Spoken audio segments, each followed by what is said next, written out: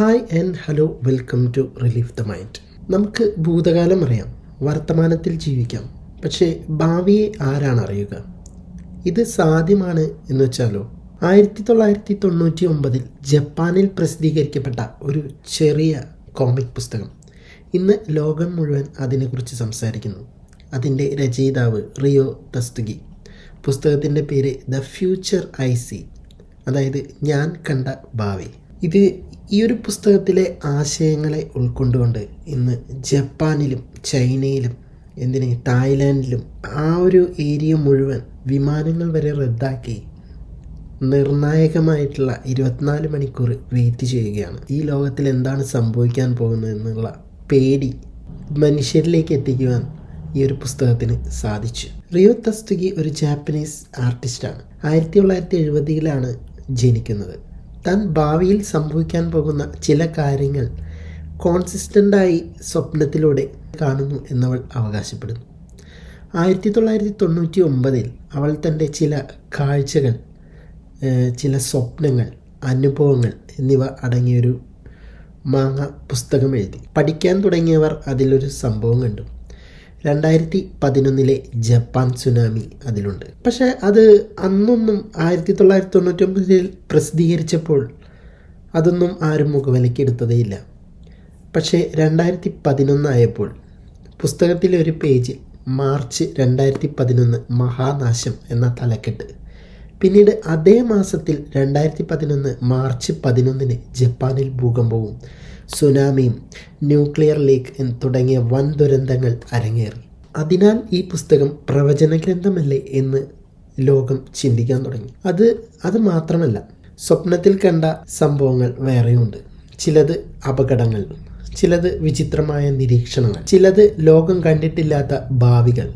1995 കോംബെ ഭൂകമ്പം, അതുപോലെ തന്നെ വേൾഡ് ട്രേഡ് സെന്റർ ആക്രമണം, ചൈന തായ്വാൻ സംഘർഷം, ഭാവിയിലെ മറ്റ് 2030, 2050 പ്രശ്നങ്ങൾ, ഇവയെല്ലാം പുസ്തകത്തിൽ സൂചനകളായുണ്ട്. പക്ഷേ എല്ലാം വലിയ ആരോപണങ്ങൾക്കും ഇരുവശങ്ങളുണ്ട്.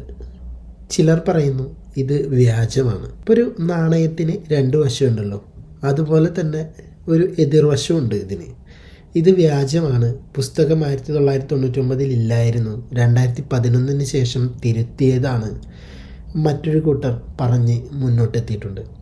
ഈ പുസ്തകത്തിൽ എന്താണ് യഥാർത്ഥത്തിൽ എഴുതിയിരിക്കുന്നത് എന്നത് വ്യക്തമായില്ല. അതായത് പ്രവചനമാണോ അതോ കെട്ടുകഥയാണോ ഇതുവരെ തെളിയിക്കപ്പെട്ടിട്ടില്ല എന്നും പറഞ്ഞുകൊണ്ട് വേറൊരു കൂട്ടരും രംഗത്തെത്തിയിട്ടുണ്ട്.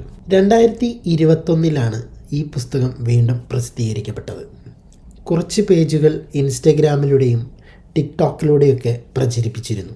ഇന്ന് റിയോ തസ്തുഗിയുടെ പുസ്തകം ഒരു ഫ്യൂച്ചർ തിയറി, അതായത് ബൈബിളായി ചിലർ കാണുന്നു. പുതിയതും ഭയപ്പെടുത്തുന്നതുമായ ഒരു ലോകത്തിൽ നമുക്ക് ഒരുപാട് ചിന്തിക്കാനുള്ളത് ഉണ്ട്. ഭാവിയെ കാണാൻ കഴിയും എന്നത് യാഥാർത്ഥ്യമാകുമോ, അല്ലെങ്കിൽ അത് മനസ്സിൻ്റെ ചതി മാത്രമായിരിക്കുമോ?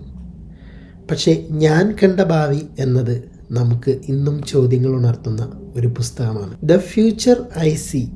നിങ്ങൾ വിശ്വസിക്കുന്നുണ്ടോ ഇല്ലയോ എന്നെനിക്കറിയില്ല. പക്ഷേ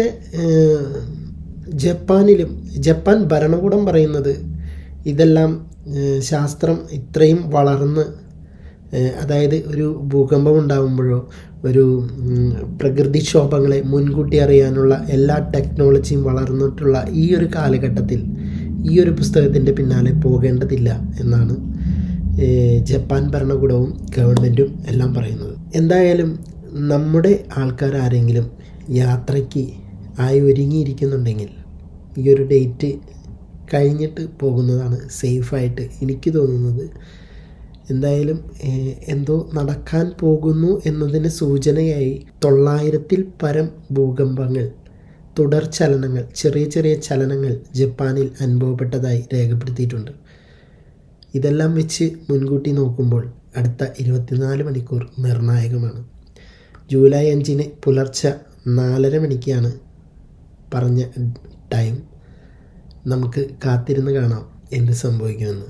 അപ്പോൾ അത്രയേ ഉള്ളൂ. ഇന്നത്തെ വീഡിയോ ഇവിടെ പൂർണ്ണമാകുന്നു. നാളൊരു വീഡിയോയുമായി വീണ്ടും കാണാം. Okay, by.